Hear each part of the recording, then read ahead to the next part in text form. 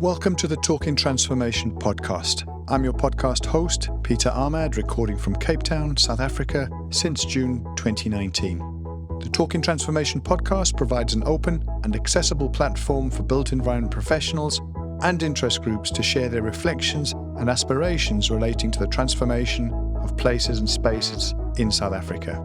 It's intended to be a celebration of the individuals and community groups who are supporting formal and informal processes that are addressing the challenges of South Africa's history and shaping the future of our neighbourhoods and cities. Welcome to the second episode in a mini-series of conversations with a group of town planners who've worked as the head of the metropolitan planning team since the composition of the city of Joburg in 2000. We return with Johan Olivier, myself, Peter Ahmad, Nkateko Shipalana, Thandeka and Mlaza-Lloyd, and Minenhle Maphumulo. Sequentially, they're planners who've held that role as we look at some of the processes and plans that have become fundamentals of the city's planning framework and the rationale that defines the metropolitan scale thinking within Johannesburg. We reflect on some of the matters and metrics that kept us up at night and touch on the tricky tightrope that officials often walk, trying to balance on the one hand political imperatives with sound planning norms and overarching regulatory requirements on the other hand. There are stories of hope and stories of disappointment and many lessons to reflect on. It's another engaging conversation and will be of particular interest to built environment professionals, young and old. Regrettably, Dylan Wheatley was unable to join us this week, but we are looking forward to him rejoining the fold and the conversations where we want to tackle and will be dealing with the matters of spatial targeting, prioritization, and aligning the spatial plans, importantly, to budgets and how you can activate and implement a plan that, without that budget resource, remains a plan on paper only. There are a handful of acronyms throughout the episode, and I apologize in advance for that. You'll hear matters of LDOs, or Land Development Objectives, as that was required through the Development Facilitation Act back in the day. There's also the discussion of capital implementation frameworks or capital expenditure frameworks, whichever way you want to define it, the KIF and the KEF. Minenhle talks about PHDAs, Priority Housing Development Areas, gazetted for each of the metropolitan areas by the National Department of Human Settlements a few years ago. Anyway, that's enough of the acronyms and the technicalities. Let's get straight into the conversation. As always, enjoy the episode. So it's just gone 5:45 on the 17th of October, a Thursday afternoon. It's been a long week. It's been a long day for some of us, but I'm absolutely delighted to be rejoined on this Talking Transformation podcast episode with some of the people who've served as Assistant Director Metro Planning in the city of Johannesburg over the last 2.5 decades. Joined today by Nkateko Shipalana, Minenhle Maphumulo, and Thandeka Mlaza-Lloyd. It's great to have the three of you back. We know we've got a couple of people who weren't able to join us today, but we're going to pick up the conversation where we left off and really starting to talk about some of the products in relation to metropolitan spatial planning, what it's about here in South Africa. And maybe let's start, Minenhle, with yourself. You are the incumbent of this role at the moment. And it'll be really, really interesting, particularly for myself, and I'm sure Nkateko, who've been a bit more removed from the SDF over the last 10 years or so, to understand what is the SDF looking like at the moment? Where are you in terms of a review cycle or about to go out to public engagement to try and get it approved? Where are you at, and what are some of the main things that have kept you up at night in terms of championing and driving such a complex process? Sure. Thank you very much, Pete and colleagues. Great to be back again into the second segment of this discussion. I think it's an interesting time in terms of taking forward the SDF towards its approval. So it's recently sat last week at the mayoral committee. So what follows next, and has been well received with positive feedback, what follows next is the two left committees, Section 79, and then council approval. So it's looking quite positive for now with a very minimal push. And so it's been very well received. It has been in the pipeline for a minute. So the community and the general public, as well as the departments, have had sight of some of the either major changes or some of the adjustments. So we do call it a bit of a a minor, even though there's been quite extensive work, minor in the sense that it doesn't change the core principles and the long-term vision that we had committed to even in the 2016 version. So we are still committed to infill development, densification along strategic targeted areas, transformation zone. There's still strong commitment within the TOD corridors.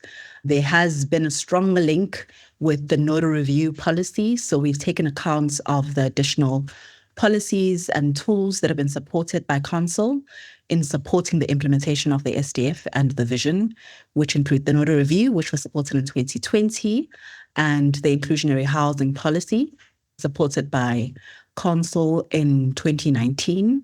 The additional spatial plans that have also informed the changes include the Lanseria Greater Master Plan that has been considered and assessed in the northern part of the city. Southern Farms is another critical element that has been accounted for and the impacts thereof such. There's other detailed analysis and assessments around strategic zones, PHDAs, which were not necessarily added in the previous iteration.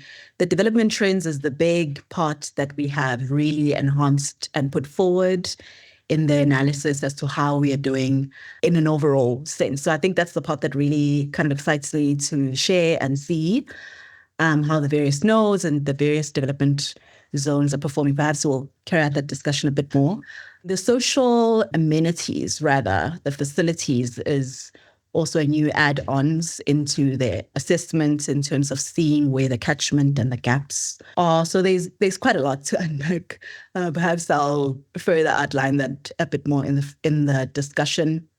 But yeah, so it's mostly updates, taking a stock of the changes that have happened over the time, as well as reinforcing the social contracts. I mean, Eric likes to state how the SDF is a social contract between the city and the community in where the city is flowing and the direction that we are committed to driving the spatial direction of how we foresee Johannesburg growing. That's a wonderful start, Minenhle. And I think, as you were going through there, Nkateko and I were sort of smiling because some of those themes, I think Southern Farms, that sounds familiar back in the day. The Lanseria development around the airport there, fantastic. So thanks very, very much for setting the scene of where you're at, and all the best with the approval processes. I think I alluded to that in the last episode, that we've all been there. We know what a challenge it is to get things aligned and to get those approvals in place through the subcommittee. So good luck with that. We've also just been joined by Johan Olivier. Johan, wonderful that you could join us this afternoon. How are you this afternoon? You keeping well? Hi, everybody. Sorry, I was a little bit late. Just got out of the office a bit late, but it's going well, Pete. It's nice that we're all back together. As I say, unfortunately, Dylan Weekly couldn't be with us today, for he's got a bit of a family emergency, but we'll hear from him in future discussions. But Johan, we're talking about the SDF. We're talking about the Spatial Development Framework as a particular product.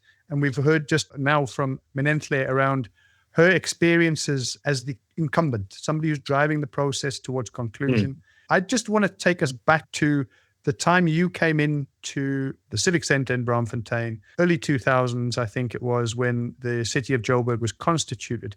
Tell us a bit about the implication of a spatial development framework in that period of 2000, after the Systems, or rather Structures Act, which put Joburg together, trying to pull together different parts of the old TLCs, Transitional Local Councils, into a coherent plan and project.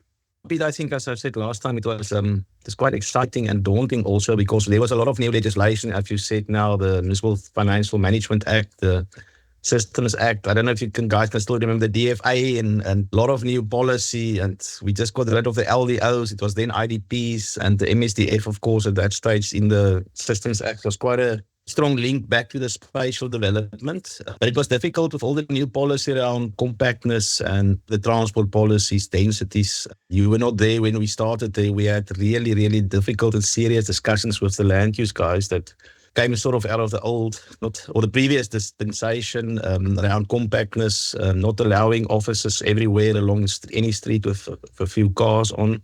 So we had really exciting, difficult, but I think necessary discussions around policy. And there was a bit of a vacuum, I think, in terms of the mechanisms and the policy packages that we needed to get some of these things through. Yeah, but that's sort of where we were. We really tried to pull through the infrastructure to the SDF, which was also required in terms of the Municipal Systems Act.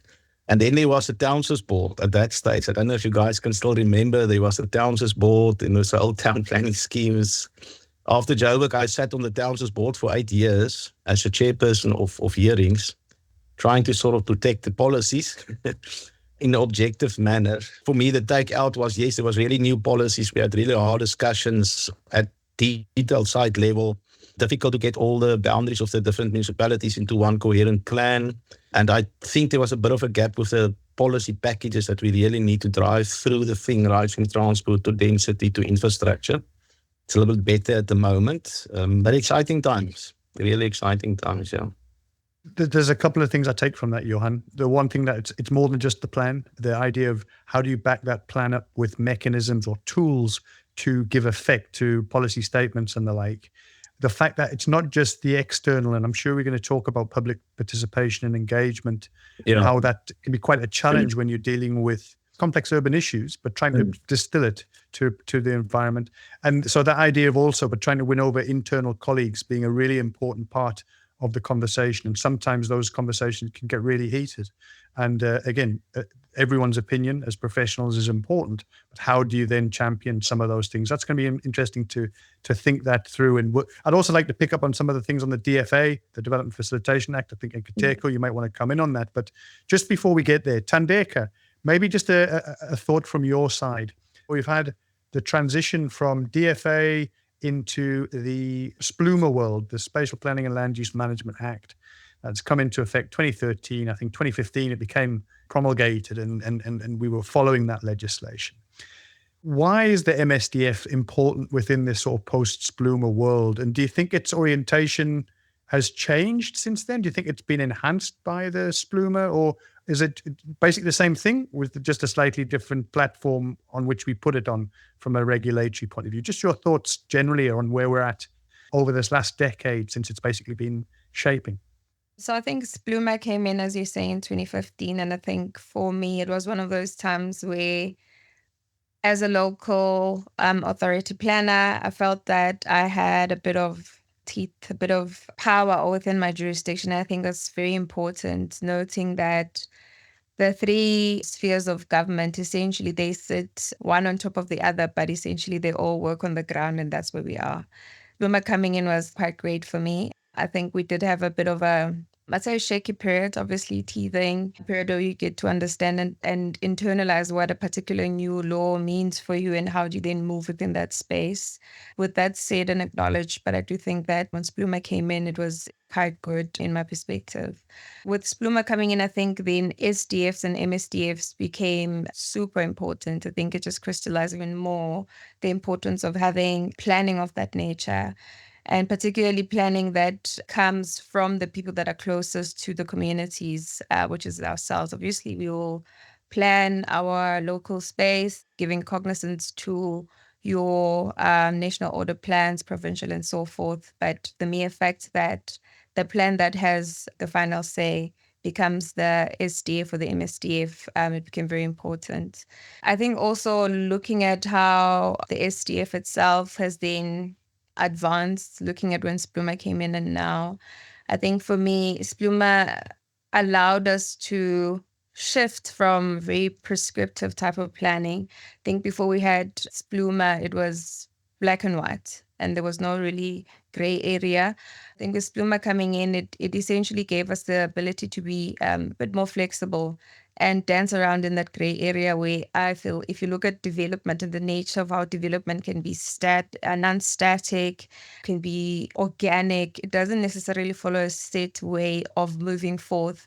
So SPLUMA coming in and being less prescriptive and allowing us to sort of move in spaces where it's not a linear, but it can be a zigzag, I think it was quite important for me. Thanks for those reflections. I think there's a lot in that. And, maybe if we come to yourself, Nkateko, if we look at a timeline, 2000 to 2024, we draw midpoint, you're in it. You're wearing the T-shirt at that stage of that transition period, really, from the DFA into the Spluma world. How did you find that? And how did you go that particular version that you curated together with your colleagues there around the MSDF that started to talk to things about like the urban morphology with the French funding and so forth? Tell us a bit about that iteration and what were some of the shifts that, based on the other MSDFs that would have gone before, SDFs as we called them then, but between myself and Johan, what was really changing in that space that you recall and the methodology that you employed?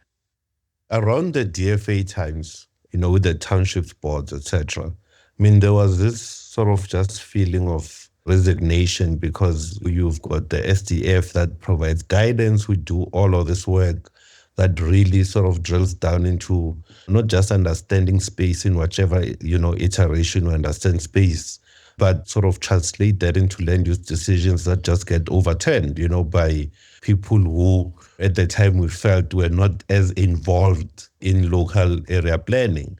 There was that discussion around, okay, so how do we make the SDF more relevant? How do we make planning impactful in space from a local government perspective, at least, We started the corridors of freedom, following and flowing into sort of that narrative of densification, of mixed-use development, etc. What the corridors of freedom brought forward was this idea of implement planning intentionally. We were lucky at the time that not just the right type of buy-in from various stakeholders, including politicians, on the narrative of the SDF, but also there was money to back it up. A little bit of money, but money nonetheless. As we sort of started moving through that, we looked at various implementation tools.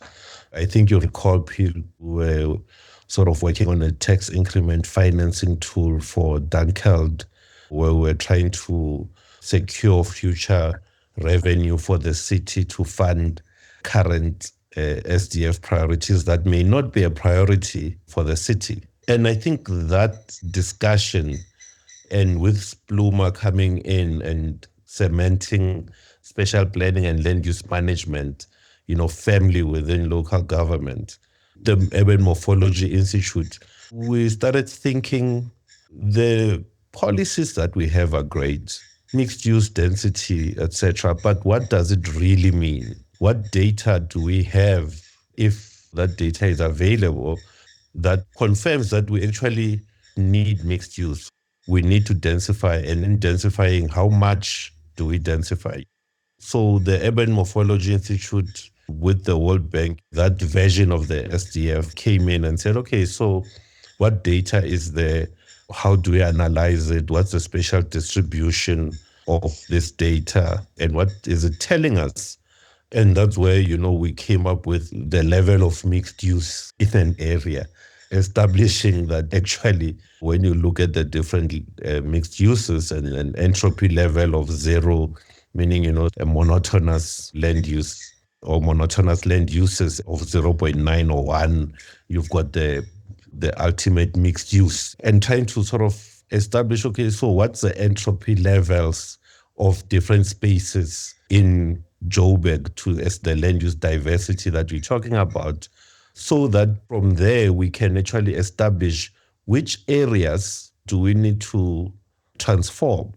Funny enough, as we were doing all of these data analytics and trying to figure all of these things out, the previous SDFs, in terms of the priority areas that were identified, and the priority areas identified through this in-depth data analysis or network analysis or spatial data, we sort of found confluence and alignment in terms of where it is that we need to intervene spatially, and agreeing that those spaces need to be funded to sort of ensure that transformation. The data definitely assisted in terms of identifying what that funding needs to go to. I remember we did an analysis of intersections per square kilometer and using the UN standard of 100 intersections per square kilometer for a sustainable urban space to be sort of functional and supportive of public transport. And we mapped that through the city and actually found very interesting hotspots in terms of where that actually exists and where we thought that existed, but we need to sort of spend a bit of money in terms of ensuring that transformation, at least at that level, happens so that the urban form can be supportive of public transport. I'm going to stop it there so that I can allow others to speak, because I can talk for hours on this because it's like really fascinating. It is fascinating because I missed this part. I'd stepped out at this stage and the whole urban morphology approach. I kept hearing about the French are coming, They're in Joburg and they're doing this. I'm like, what are they doing? What are they that they can bring that we haven't been able to think? But I mean, the way you're describing it, and particularly this idea of normalizing statistical analysis and getting down to the score equals X, and therefore the policy might need to do Y to get the result as it's required. So starting to play with variables, starting to use data in a far more interpretive way than possibly we had done up until that point. I think I appreciate you going into some detail there of it. So thanks for reflecting on that, Nkateko. And I think, Minenhle, how does some of that data still pull into what you're dealing with, or how has the data changed in the thinking around this version that you're taking into council presently?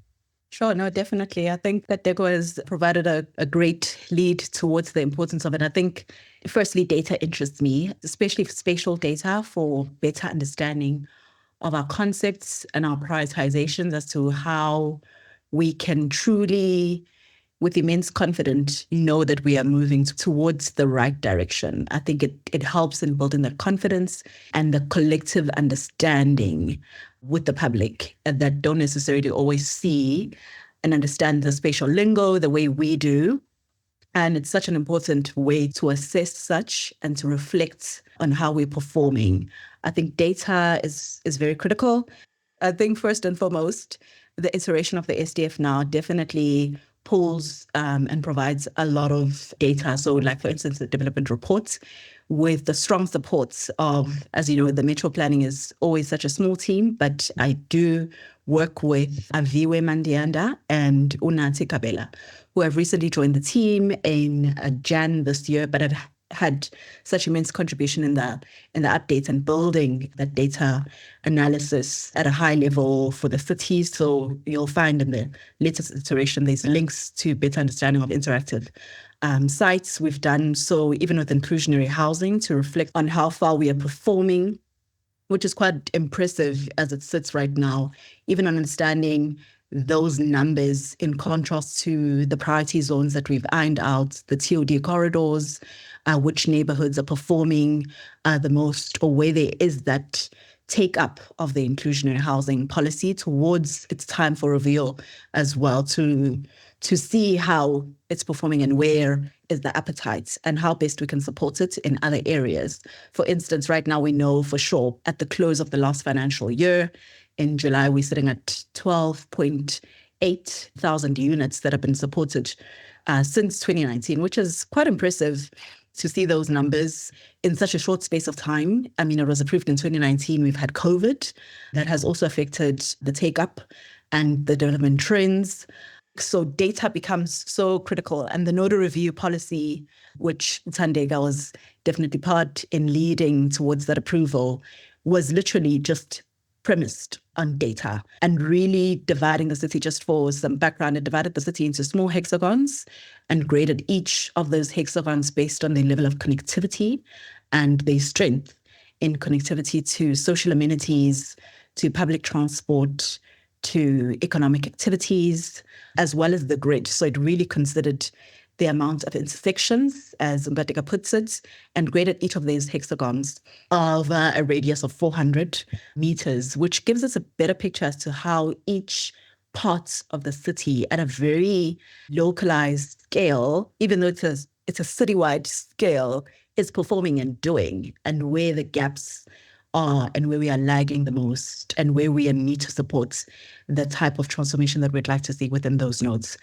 We've also, with the growth management, reflected some of those analysis within the SDF through the efforts that we've done with CSIR on some of those trends analysis, as well to look at the trajectory of different scenarios utilizing data. So data is quite important. I think this is also perhaps the opportunity to also encourage, more sharing of data from different organizations, more creation of data. I think there's areas where we don't have a great picture as to how we're doing. So for instance, informality across the city is one where we all are sitting with a huge gap of understanding because we lack the sufficient data to understand that area of the city, which is a growing part of the city that needs better understanding because it influences housing supply, it influences infrastructure provision, it influences everything, essentially. So there's a real need for role players to create that data and share that data and for us to support that space. Nonetheless, data is important and it's important for us to engage it and encourage more sources and encourage more creation of such. I guess the other thing that we should underpin is that you can have all the data in the world, absolutely precision, quality, robust methodology.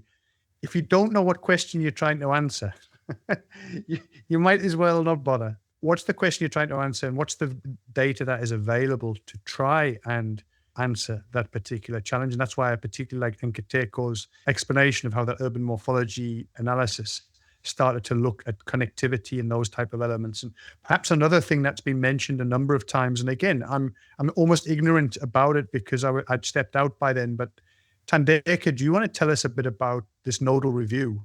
What it is, why it was important, what informed that, and what was the problem statement or the question you were trying to answer in reviewing what I would assume were the various metropolitan, submetropolitan nodes throughout the city, and what were you trying to get out of that? So would you mind telling us a bit about that process and why it was important?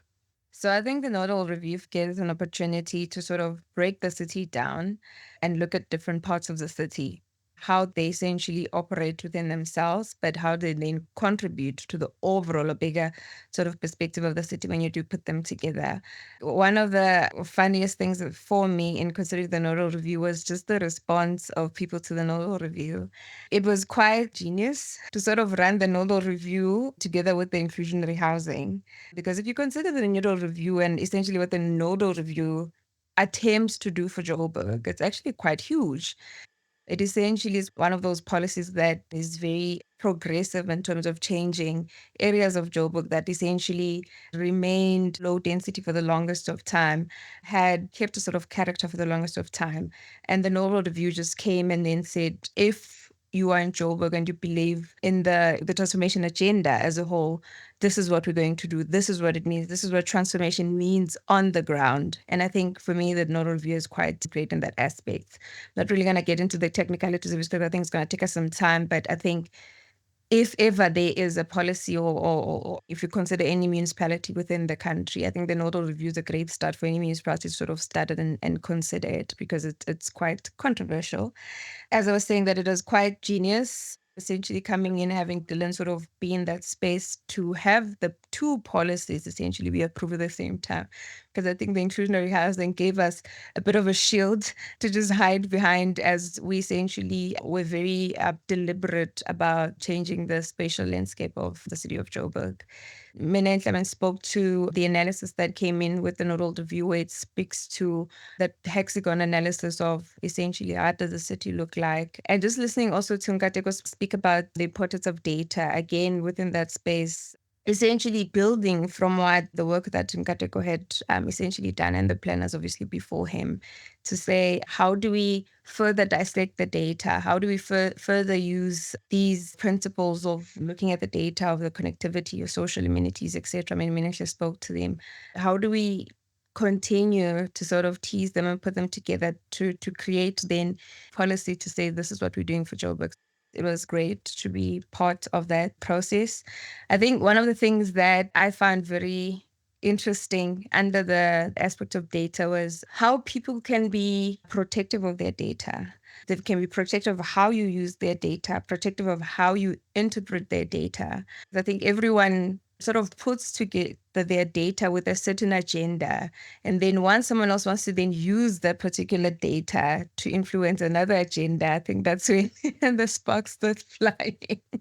So irrespective of how credible or not credible the data is, I think for me, it was just quite interesting. Remember Dylan, even with just the colleagues within the city, I want to mention, but our colleagues from Joburg Water, I mean, those people will kill you for their data. They don't want you to know that data. So tell me now, if you then are doing a spatial analysis, trying to understand what is where, how does it affect what then sits on top of it, but then they won't tell you what's under. And it's to me that was quite interesting essentially to see. And I think Minenhle touched on this on different types of data.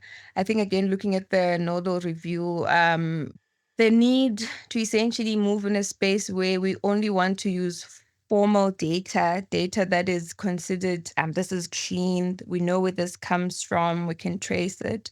I think for me, it pushed us in saying this data may not be clean as the clean definition of we know who commissioned this, we know who then did this, but it still contains a very, very critical data for us to use to then contribute to the overall outcomes of the policy.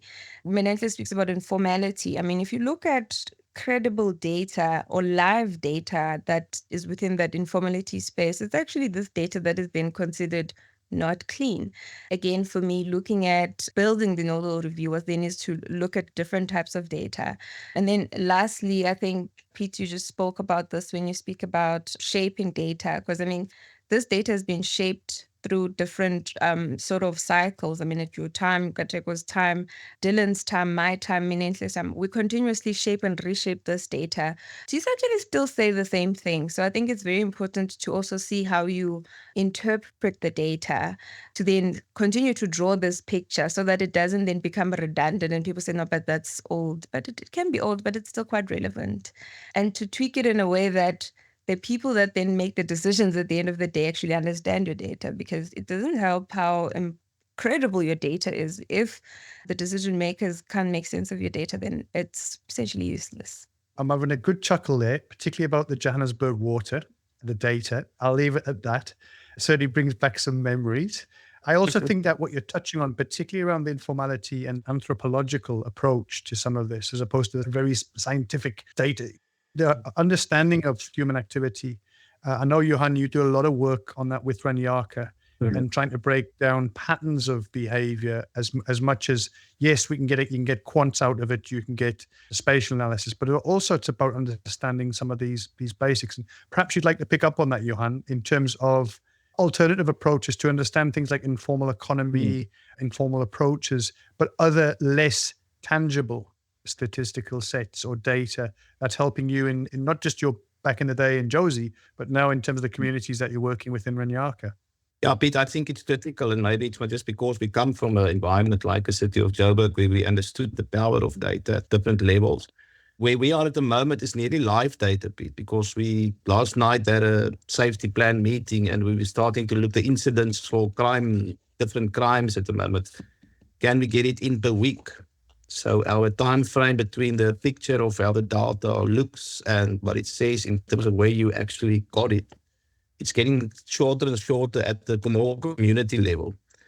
The same with the NGOs, the small informal businesses. We're busy mapping that as it is now. And I think we can start to keep track of how does that pattern change, that we can feed back into a citywide process, because I think it's quite valuable data. It's up to date. I think what Thandeka also said, it's not necessarily a stamp of SA stats on it. So we never will say, look, it is sort of that formal thing, but I think it's really powerful. It's also decentralizing some of the data, capturing into communities that they can get part of the decision taking with relevant data. That's all one thing they can bring to partnership and negotiation with the city as communities is their data also. And really contributing to that whole decision-taking that we really need in our STFs also. So now we are really at a fine grain at the moment, and hopefully we can contribute to the city's development wherever we work. No, I think fantastic, Johan. It's going to be interesting to see how that space develops over time and how it does start to find itself in more formal planning arrangements, plans, processes, the like. So good, more strength on that. Maybe that's something we come back to in a future episode. But I'm astonished. We've been talking now for about 45 minutes. I guess if I was walking down the street with Pete's T-shirt from that version, it's probably too small for me now. But the idea would just say urban. It would just say urban development boundary. It would say UDB. It would say major tensions with developers on the fringe, who had been promised in different versions of the Metro before 2000 certain outcomes. And I mean, we could do a whole episode. In fact, we have done an episode. If anyone's interested, go and listen to the episode we did with Dr. Agnello Horn on exactly this back in the day around, whose line is it anyway, and how the urban edge debate developed. But tell us a bit about that. I mean, Johan, let's do it chronologically. You kick us off in an era when there was an urban edge for the province. There was an urban development boundary the city put in its first SDF. Then we leapfrog over me because I've said it's all I did. But Nkateko, how did you pick it up? Thandeka, what did you see? And then let's find out from Minenhle what in the UDB is keeping her up at night. Do you still have it? But let's go back. Johan, tell us a bit about what you picked up in 2000. Yes, Peter, when you're sort of doing things for the first time, it can either be very exciting or very scary. And this was one of those scary ones. That what is an edge? What is a line? We had to go down to boundaries, farm boundaries and streets and everything. And I remember that one incident about 6 o'clock at night. There was two guys from the road reporting office. And it turned out quite ugly. They were threatening me also because how these developers do it, pension money outside of the city edge. That's where they want to develop for the next 10 years. So as soon as we drew that line, it opened just so many things. I think that helped us, Pete, is at that stage, the political environment was quite supportive. It wasn't coalition type of that. It is now. So that really helped us to push some of the decisions through. But it was really difficult. You need to work on a conceptual level, but also on the earth line, because everybody wanted to know exactly where is that line. Is it this side of the street or that side of the street? So it was very difficult. Luckily, we had the CIF, the Capital Investment Framework, the SDF, just to give us guidance. As Nkateko said, where's the infrastructure? Where can we go and where can't we go? And there was a lot of academic discussions at that stage because people had very different views on how do you manage your city and how growth must look. If you just let it go or keep it very tight. And we started to look also now the inner boundaries around the nodes also. It was just not the external boundary. It was also, again, internally, how do we manage the boundaries around the nodes and some of the other things. So very scary actually, but also exciting. And we had to learn very, very quickly because it was a totally new concept that we haven't learned at university. That's how fresh it was, And again, just to explain, the inner and the outer edge of the nodes was really because at that stage, Johannesburg was very, very strong on retaining commercial uses within nodes and not outside along ribbon development and so forth. So that's why there was a sort of a transition area, but a very strong edge beyond which you were saying, look, you don't want to see a transition to non-residential uses along these spaces. So it became a really important part. And I think, as you say, sort of easy on paper to describe. We want to limit growth. We want to be able to manage growth. We want to be able to shape where infrastructure has gone. And I think that's where, particularly in those early 2000s, where there was a lot of development that had been approved prior to 2000 that was still could be given effect, where the infrastructure just simply was not going to be able to cope. And I think the northwest of the area of the city was one area in particular where the pace of development completely outstripped the ability to provide infrastructure. And before we had load shedding, before we had water cuts and day zeros, that northwest was suffering already. And oh, by the way, some of the worst congestion you could imagine. So triple trouble in terms of utilities and the challenges facing that. So I think really important. And Nkateko, I say let's jettison forward to when you were picking up, and we've talked about a new MSDF based on the urban morphology, things like urban edges, development boundaries. That was still part of the program, still played forward. Did it play a bigger part as you were starting to say, look, we've got analysis and data that suggests we should be going harder? Was it that you were under pressure to relax the boundary to allow for more on the edge of the city? Pete, you put up a good fight when you were there, and people were scared of the development planning team when it comes to the urban boundary. I must say I had it easy when it came to that. with the exception of your safer Fontaines, where they wanted to put 60,000 units west of Lenasia. And I'm like, what are you doing, Those fights were easier. But I have to say that I learned a very tough lesson about local government when we were dealing with Zandspruit, where they wanted to relax the boundary. I put up a fight, wrote a long report, even included calculations on how far the infrastructure is, how much it's going to cost the city to extend the infrastructure all the way that side, etc., etc. At the time, the data that we're analyzing, we're presenting in all of these forums and MACOMs and all of these spaces saying, 3% of the metropolitan area house 3% of jobs. Infill is the way to go. For Zandspruit, it still hurts me till today, where I write a report to MACO. I say we must refuse this proposal to put people 2 kilometers from the boundary. Me and Herman are excited because we presented it to all of these big shots who understand our policy. Comes MACO, they like, we only want Herman there, Nkateko don't come. And I'm like, okay. And then we get to MACO and they like, Herman don't talk. And they just have a discussion. They say, planning doesn't want to house our people. We must approve this. And I was like, I almost cried. And literally, I almost quit my job. And then Yandela reminded me that in local government, we are not necessarily dealing with political interference in spaces. We are actually in a political space. So it is as important to understand politics in trying to figure out how to implement our policies. But then I was still angry. And then she bought me wine. Then that has to be the title of the podcast. And then she bought me wine. I like that. I like that. It's a classic story because you're right. The work that we do, it's inherently political. And it comes with a political big capital P, not even a small p. And sometimes these things are out of our control. And that idea of planning must lead, I think I've heard that 1,000 million times. And then when it actually comes down to it, hey, it's the whim of which way the wind is blowing politically on the day. And it's not a Joburg thing. It's across the spheres of government, across different geographic areas, and it's not unique to South Africa.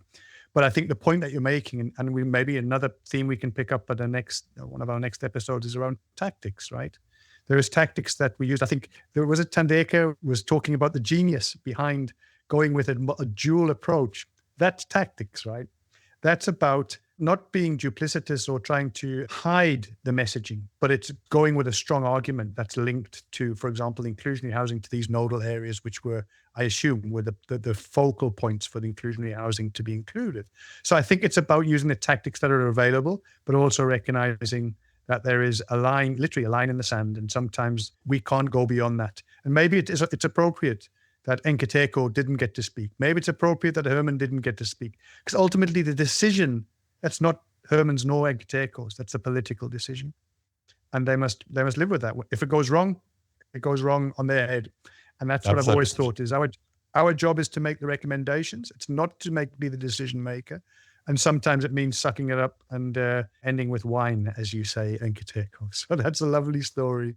I think there's a lot of things that have come out of this. We didn't even get to ideas of prioritization. I'd really like Dylan to be part of that, as well as Johan, in terms of the whole thinking around spatial targeting, around prioritization. Nkateko, you've already alluded to this thing of the Dunkeld. Why are you trying to use a TIF there, or tax increment financing tool? Was because perhaps in the bigger scheme of the city, Dunkeld wasn't priority, but it was really important from a TOD and the Corridors of Freedom initiative. In the meantime, what was the playing field? How is the spatial extent of the city being looked at and differentiated between high priority and lower priority? And I always think of the Alex and the Soweto roads program, such a big legacy of then Mayor Masondo, which was an enormous investment. And that was it. It was the central business district, Soweto roads program. Those were the two priorities. Then I think Johan and Herman and others started to bring in a whole set of prioritization criteria, including the nodes, the corridors, and all of a sudden you started to have a much more complex environment and spatial understanding. But I think that's its own conversation for another time. But for now, please look after yourselves and stay safe, and we'll come back again in a week or two and we'll pick up some of these themes. Okay, cheers, guys. Thank you very much. Thank you, everyone. We hope you enjoyed this content of the Talking Transformation podcast. Please feel free to give us feedback via our Twitter platform, that's @TalkingTransfo and the number 1, or alternatively via our email address talkingtransformation101@gmail.com. Thanks and recognition also to Tribal Need for allowing us to use their track Flags as our introductory and closeout music on this podcast.